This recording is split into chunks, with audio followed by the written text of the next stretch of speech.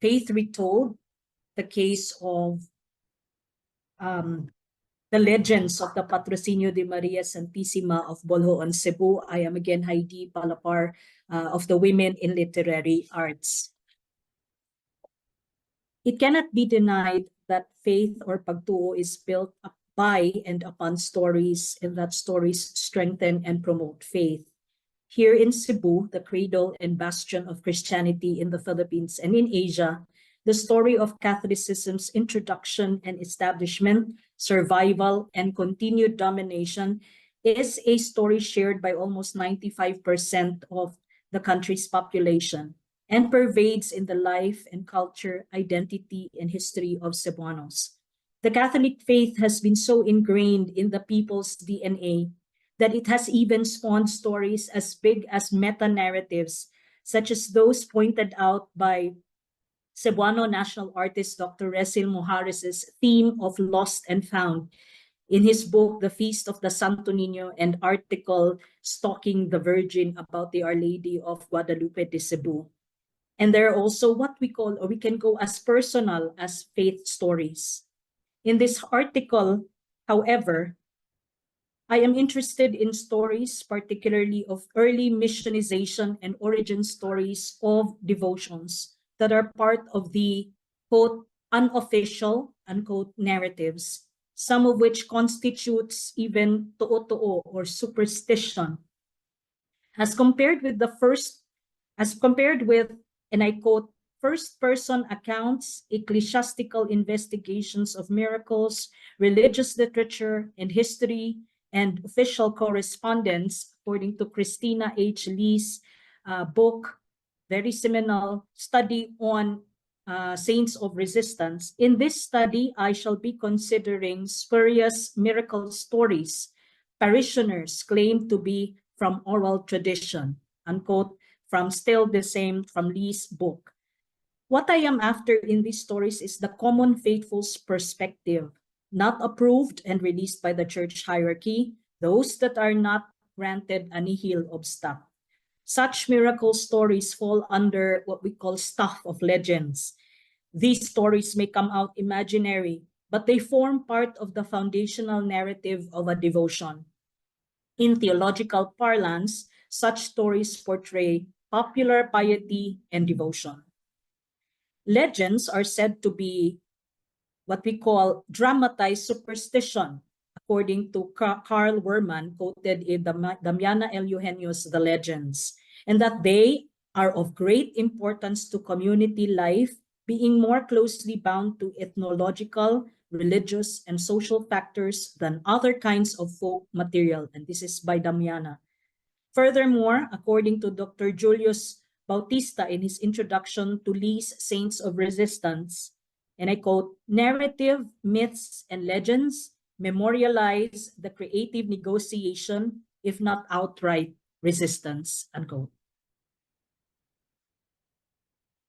Let's go to Patrocinio de Maria Santissima, the image and the church. Boljoon is a town 103 kilometers south of Cebu City. If you go to Boljoon now, it will take you more than the usual 2 hours because of traffic. It began as a small Christian settlement named Nabulho, from the local word bulho, which means springs of water, from whence comes the name Boljoon. It became a visita of Cialo or Karkar in 1599 with the small chapel dedicated to the Patrocinio de Maria Santissima, or the patronage of Mary Most Holy. It was elevated to a parish on October 31, 1690 by Francisco de Zamora, OSA, Provincial of the Augustinians, as a result of the increasing number of Christians in the area. The decision was implemented upon the appointment of Father Nicolas de la Cuadra, OSA, as its first parish priest on April 5, 1692. By 1732, the Augustinians proposed to leave Boljoon owing to a shortage of priests. They eventually left on September 27, 1737. Administration of Boljoon was later transferred to the Jesuits. The Augustinians regained Boljoon in 1747 under an arrangement by which they ceded the settlements of other towns like Liloan, Kotkot, and Maraling to the Jesuits. In 1949, the Archdiocese of Cebu took charge of Boljoon. Father Zacarias Sunier was appointed as the first secular parish priest of Bolhon in 1958. The church is declared as a National Historical Landmark by the National Historical Institute in 1999 and listed as a Natural Cultural Treasure by the National Museum of the Philippines in 2001. And the church has come under a lot of scrutiny, especially with the issue on the lost panels of the pulpit, of an old pulpit. And this has come to they have come to, I think, a standstill yet with the National Museum of the Philippines. The devotion to the Patrocinio de Maria Santissima also began in 1599. The image of the Blessed Virgin Mary was brought to the town by Fray Bartolomé de Garcia from Spain. For their part, the people matched and learned the prayers and devotions. The image of the Patrocinio de Maria Santissima of Bolhon is a detallado image of the Madonna and Child. The image has a wooden body and a beautifully carved heads and hands. Because there are two Patrocinio de Maria Santissima images in Bolhon, Cebu. One they call the Chinita, the other Mestiza. The Chinita image, because of its chinky eyes, is unusual in that an ivory image of the Blessed Virgin, usually portrayed as Mestiza, would be monolid. The Chinita image is also the older image of the two, documented as 400 years old, and thus accepted to be the original. In November 14, 2020, the Patrocinio de Maria Santissima image was granted an episcopal coronation. On the occasion of the 500 years of the introduction of Christianity in the Philippines celebration, the image was further granted a pontifical coronation on April 23, 2021. The said title of the Blessed Virgin Mary in Bolhon is the only one found in the Philippines and thus is one of the unique devotions of Mary in the country. The Patrocinio de Maria Santissima image is said to be miraculous too, and thus well loved by the people in the south of Cebu, not just in Bolhon. There are three popular legends or miracle stories that are closely associated with the title and image. One involves the retaliation of Father Julian Bermejo OSA and his comrades against Moro slave raiders. Another about the raid of Boholanos in Nabolho in the early days. And the third about the intercession of the Patrocinio in stopping a cholera outbreak already in the neighboring towns from reaching Bolhon. And these will be the three legends that I'll be tackling. Legend 1. I titled this as the Christianized legend of the Patrocinio protecting Fray Julian Bermejo. Fray Julian Bermejo, OSA, is known as the El Capitan, the warrior priest and adopted son of Bolhon. And these are one among his many achievements related to Bolhon. He devised the defensive and offensive system against the piratical attacks of Muslims in Mindanao. He constructed the fortress church and walls around it, as well as fortifications, including the big bulwark known as the El Gran Baluarte, which is slightly to the right of the church. He is said to love quaint Bolhon, where he was assigned for several times, and even returned to the parish after being appointed as prior provincial of the Augustinians. Legend says that Fray Bermejo sought refuge and protection from the Virgin when he and his comrades chased the Moro pirates invading the town. Part of his offensive tactics is to position barangayan sea crafts which allow counterattacks by the natives against the Muslims' pangkos.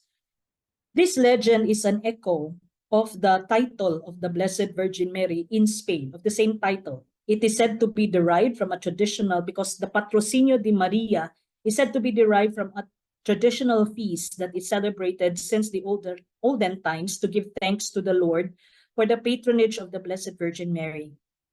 The feast of the patronage of the Blessed Virgin Mary was first permitted by decree of the Sacred Congregation of Rites issued on May 6, 1679 for all provinces of Spain in memory of the victories obtained over the Saracens, heretics, and other enemies from the 6th century to the reign of Philip IV. We now notice in this legend that the reason for the commemoration of the Patrocinio in Spain parallels that of the legend in Bolhon, in the sense that the fight of Bermejo and his comrades were against the Moros, considered infidels. Underscored here is the victory against the non-believers. According to William Larousse in Walking Together, Seeking Peace, the Moro wars were, 1, to defend the Christian populace and curb and punish these pirates. 2, they were due to religious conflict, and that the wars were a continuation of the war during the Crusades. And 3, it is an attempt to acknowledge Spanish sovereignty, exploit the natural resources of Moroland, and Hispanize and Christianize the Moros. Thus, the legend perpetuates the message of the Moros as enemies. Furthermore, Bermejo here is highlighted as a hero in that it is implied that he is a sort of like savior figure of the Boljoanons and those in the south of Cebu. A biography of Bermejo does not contest the good character of the man. He is said to be much more in that he was also a social leader, a bringer of economic progress to Boloan, and even a literary man with his many contributions ranging from religious literature to practical guidebooks. But the legend is what I call Christianized. In Eugenio's classification of Philippine epics in Luzon, these are for epics, they're what we call from among Christian Filipinos, and there are also those from among non-Christian groups in the epic. So I'd like to further appropriate the classification, and I'd like to classify this legend as Christianized, in that the Virgin conforms to her role as intercessor and protector of her local son, the hero and priest and missionary Fray Bermejo. The patrocinio behaves here as a distant patron, watching closely the goings-on of her place of patronage, providing divine intercession and protection from above. The legend also supports the Spanish occupation and perpetuates the Christian faith. Interestingly, and beyond the legend, and despite the heroic and altruistic endeavors of Bermejo in Boljoon, the place does not seem to hold memorials of the man, as pointed out by a diocesan priest. Monuments said to be a part of human history for thousands of years serve as symbols of power, remembrance, and cultural identity. But none can be found in Boljoon, not even mentioned in history or in memory. The only statue of Bermejo erected is in the next town of Oslo, in which he was also assigned. But the dedication was more of a memento of the several hours stop in Oslo of Governor General Narciso Claveria after leading a victorious attack staged via steamships on the Moro stronghold of Balangigi on February 16, 1848. And they were received by Bermejo and the town officials. Legend 2. I call this the indigenized legend, the Patrocinio as warrior. A more interesting legend is when the Patrocinio is said to have saved the then village of Nabulho in 1615, when invaders from Bohol burned both the church and the homes of the inhabitants. A mysterious lightning struck the invaders and forced them to flee. A version even adds that the Boholano raiders saw a woman in white marching on the hills. At the onset, one identifies the Patrocinio as a mistress, as a sort of mistress of elements with the power to call on lightning. Such a figure brings to mind indigenous Visayan goddesses of old with the power related to the earth and sky, such as Aluncina, the goddess of the sky. Furthermore, the woman in white seemingly resonates of women warriors who guard the territory and their people. Here, the Patrocinio, as contrasted with the first legend, is not a passive patron in that she is not relegated to just the heavens, but comes down herself to bring forth protection needed by her people. The Patrocinio in the legend does not need a hero to do her work. She is the heroine and the warrior bringing fear, even retribution to the enemies of Boljoon. Through the legend, we witness here how the Boljoanons bestow on the Patrocinio non-Catholic elements to their cult, derived from pre-Hispanic animistic traditions. According to Lee, Boljoanons retell the story of the fight against slave raiders as a fight experienced by the people. This is what Lee calls a form of resistance, in that this, and I quote, anonymous communal narrative is essential in reconstructing the kind of hidden script the subjugated are sharing among themselves, unquote. In this legend too is documented of fellow Visayan raiders from just across the Cebu Strait. Dr. Earl Quiliope, in his seminal book, The Visayas, Islands in the Seas, A History, establishes that it was not just the Moros who raided the Visayan Islands. Visayan renegade captains and crew members, either because they were captured in previous raids or they traded allegiance for fighting in the side of the raiders from Mindanao, provided for opportunities to be honored and go up the ranks as well as gain wealth. Furthermore, the conversion of the Visayans, and this is according to Cleope, was a symbol of protest against the brutalities and exploitation they suffered under the colonial and religious authorities. The last legend, the Southern identity or Patrocinio as preventer of plagues. The third legend tells of the Patrocinio seemingly stopping the cholera epidemic from reaching Boljoon. What year this was, it was not established, although it is known that several outbreaks happened in Cebu and the Philippines for that matter in the 19th and early 20th centuries. The legend speaks of the epidemic wreaking havoc in neighboring towns, with the epidemic implied to have come from the city and spreading down south of Cebu. The legend also hints of the epidemic stopping in the town before Boljoon, bringing a thrilling trail of deaths ending at the boundary of Boljoon. What is interesting in this legend is that it draws comparison with the legend of another unique Cebuano Marian devotion, that of Our Lady of Guadalupe de Cebu. The Cebuano Guadalupan Virgin was said to have stopped the cholera epidemic in 1902, already wreaking havoc in the city, but stop it after a procession and prayers invoking her intercession was done within 9 days. Within the said 9 days or novena, the number of deaths diminished until the 9th day. Until the 9th day, there were none.